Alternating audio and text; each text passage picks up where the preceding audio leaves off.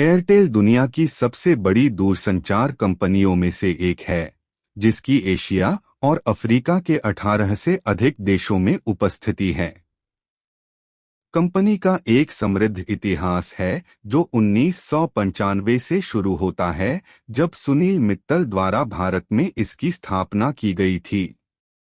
वर्षों से एयरटेल दुनिया भर में लाखों ग्राहकों के साथ एक वैश्विक ब्रांड बन गया है। इस लेख में हम एयरटेल के इतिहास पर करीब से नजर डालेंगे, भारत में इसकी विनम्र शुरुआत से लेकर दुनिया भर के नए बाजारों में इसके विस्तार तक। प्रारंभिक वर्ष 1995 से 2002। एयरटेल की स्थापना 1995 में सुनील मित्तल ने भारत में एक छोटी कंपनी के रूप में की थी जो दूरसंचार सेवाएं प्रदान करती थी। उस समय सीमित प्रतिस्पर्धा और सरकार द्वारा नियंत्रित बुनियादी ढांचे के साथ भारतीय दूरसंचार बाजार अभी भी अपनी प्रारंभिक अवस्था में था। हालांकि मित्तल ने किफायती मूल्य पर उच्च गुणवत्ता वाली दूरसंचार सेवाएं प्रदान करने का एक अवसर देखा और उन्होंने इसे एक वास्तविकता बनाने की ठान ली। शुरुआती साल एयरटेल के लिए आसान नहीं थे, क्योंकि कंपनी को भारतीय बाजार में खुद को स्थापित करने के लिए कई चुनौतियों का सामना करना पड़ा।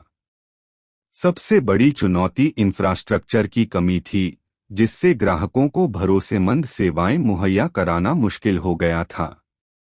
इस चुनौती से उबरने के लिए एयरटेल ने टावरों और फाइबर ऑप्टिक केबल सहित अपने स्वयं के बुनियादी ढांचे के निर्माण में भारी निवेश किया। एक और चुनौती जिसका एयरटेल ने अपने शुरुआती वर्षों में सामना किया, वह भारतीय बाजार में अन्य खिलाड़ियों से प्रतिस्पर्धा थी। हालांकि कंपनी बेहतर ग्राहक सेवा और नवीन उत्पाद और सेवाएं प्रदान करके अपने प्रतिस्पर्धियों से खुद को अलग करने में सक्षम थी। नए बाजारों में विस्तार 2002 से 2010। 2002 में एयरटेल ने पहली बार श्रीलंकाई बाजार में प्रवेश करके भारत के बाहर अपने परिचालन का विस्तार किया। यह कदम महत्वपूर्ण था क्योंकि यह दूरसंचार उद्योग में वैश्विक खिलाड़ी बनने की दिशा में कंपनी का पहला कदम था। अगले कुछ वर्षों में एयरटेल ने एशिया और अफ्रीका के नए बाजारों में प्रवेश करके अपने परिचालन का विस्तार करना जारी रखा।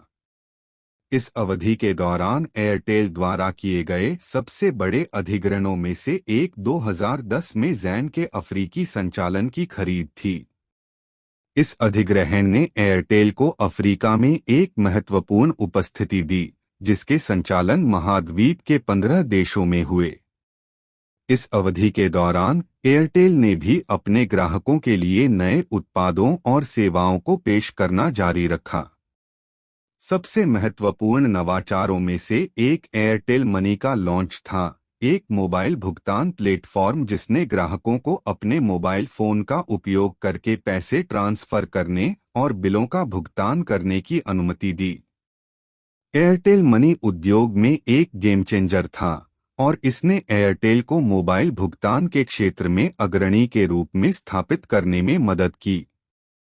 समेकन और विकास 2010। वर्तमान हाल के वर्षों में एयरटेल ने अपने परिचालन को मजबूत करने और अपने मौजूदा बाजारों में अपने ग्राहक आधार का विस्तार करने पर ध्यान केंद्रित किया है।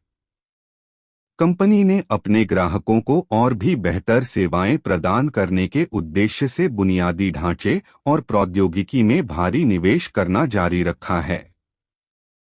हाल के वर्षों में एयरटेल द्वारा किए गए सबसे बड़े परिवर्तनों में से एक इसके अफ्रीकी परिचालनों का समेकन है। 2016 में कंपनी ने घाना, केन्या, मलावी, रवांडा, तंजानिया और युगांडा में अपने परिचालन को एयरटेल अफ्रीका नामक एक इकाई में विलय कर दिया। इस कदम का उद्देश्य कंपनी के संचालन को सरल बनाना और दक्षता में सुधार करना था। एयरटेल ने भी अपने ग्राहकों के लिए नए उत्पादों और सेवाओं को पेश करना जारी रखा है। 2017 में कंपनी ने एयरटेल टीवी लॉन्च किया, एक स्ट्रीमिंग प्लेटफॉर्म जो ग्राहकों को अपने मोबाइल उपकरणों पर फिल्में, टीवी शो और लाइव स्पोर्ट्स देखने की अनुमति देता है। एयरटेल टीवी एक बड़ी सफलता थी और इसने एयरटेल को डिजिटल मनोरंजन क्षेत्र में एक नेता के रूप में स्थापित करने में मदद की। आज एयरटेल एशिया और अफ्रीका के 18 देशों में संचालन के साथ दुनिया की सबसे बड़ी दूरसंचार कंपनियों में से एक है। कंपनी के 400 मिलियन से अधिक ग्राहक हैं और यह जारी है।